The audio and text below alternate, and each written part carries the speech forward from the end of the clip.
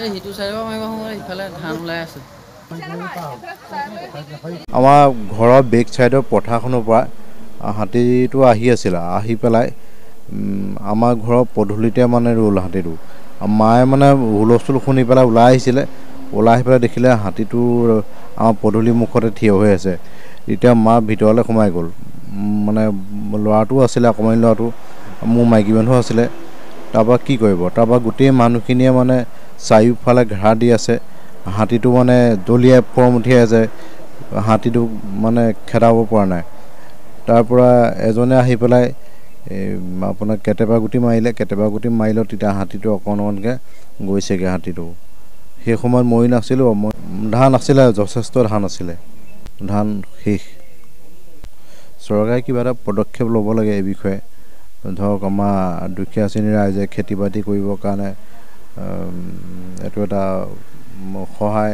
সহযোগ আগবঢ়াব লাগে চৰকাৰে। ধৰক আচলতে পৰিত্যাগৰ বিষয় আমাৰ গোলাঘাট জিলাৰ মৰঙী মৌজাত হাতী মানুহৰ সংঘাতটো অহৰ্নিশে হৈ আছে। আৰু বিশেষটো ঘটনা হৈছে এইটো পৰিত্যাগৰ বিষয়। 39 নং ৰাষ্ট্ৰীয় ঘাইপথৰ একেবাৰে নিচেই কাষতে, য'ত আমি হাতী মানে আহে বুলি ভাবিবই নোৱাৰোঁ, তেনেকুৱা এটা অঞ্চলত আহি পেলাই, তেনেকুৱা এখন মানুহত আহি পেলাই এটা হাতী বন্য হস্তীয়ে সম্পূৰ্ণ ভঁৰাল ভাঙি ধান খাই শেষ কৰিছে। গতিকে এনেকুৱা ঘটনাবিলাক মানে ইমানেই হ'বলৈ ধৰিছে, গতিকে এতিয়া মানুহে মানে আমাৰ এই অঞ্চলত প্ৰায় 100-150 বিঘা মাটি চন পৰি আছে, খেতি বাতি হোৱা নাই। গতিকে হাতীৰ মানুহৰ যিটো সংঘাত চলিছে বা হাতীৰ যিটো বন্য হস্তীৰ উপদ্ৰৱ চলিছে, সেই উপদ্ৰৱৰ মানে মানুহে পৰিত্ৰাণ পোৱা পথ বিচাৰি মানে পোৱা নাই।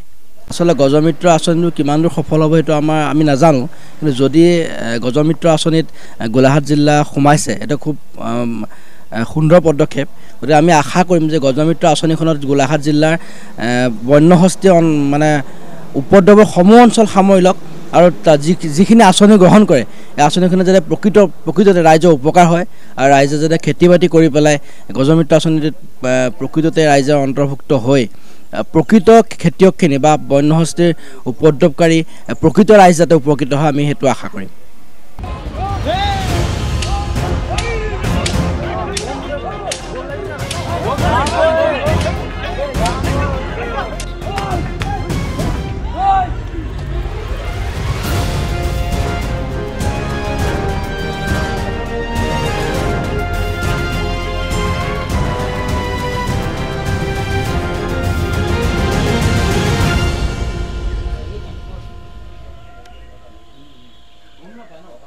এই হিটু চাইবা মাৰিব সময় ইফালে ধান ওলাই আছে।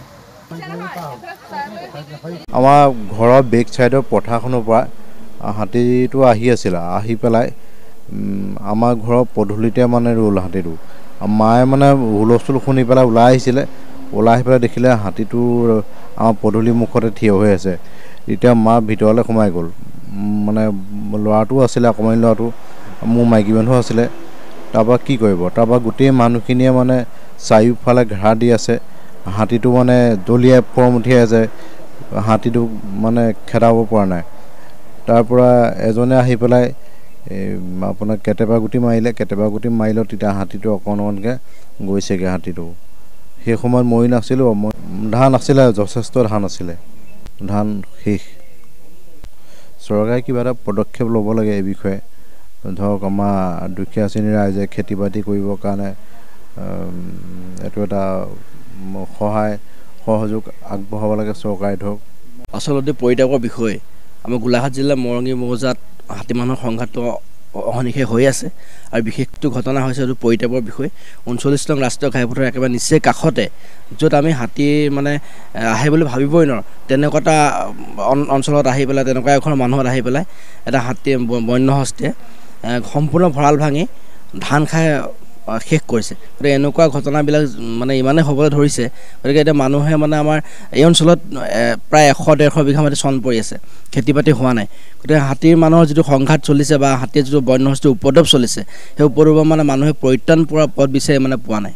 আচলতে গজমিত্ৰ আঁচনিটো কিমান দূৰ সফল হ'ব সেইটো আমি নাজানো, কিন্তু যদি গজমিত্ৰ আঁচনিত গোলাঘাট জিলা সোমাইছে, এইটো খুব সুন্দৰ পদক্ষেপ। গতিকে আমি আশা কৰিম যে গজমিত্ৰ আঁচনিখনত গোলাঘাট জিলাৰ বন্য হস্তীয়ে মানে উপদ্ৰৱৰ সমূহ অঞ্চল সামৰি লওক, আৰু যিখিনি আঁচনি গ্ৰহণ কৰে এই আঁচনিখিনি যাতে প্ৰকৃততে ৰাইজৰ উপকাৰ হয় আৰু ৰাইজে যাতে খেতি বাতি কৰি পেলাই গজমিত্ৰ আঁচনিত প্ৰকৃততে ৰাইজৰ অন্তৰ্ভুক্ত হৈ প্ৰকৃত খেতিয়কখিনি বা বন্যহস্তীৰ উপদ্ৰৱকাৰী প্ৰকৃত ৰাইজ যাতে উপকৃত হয় আমি সেইটো আশা কৰিম।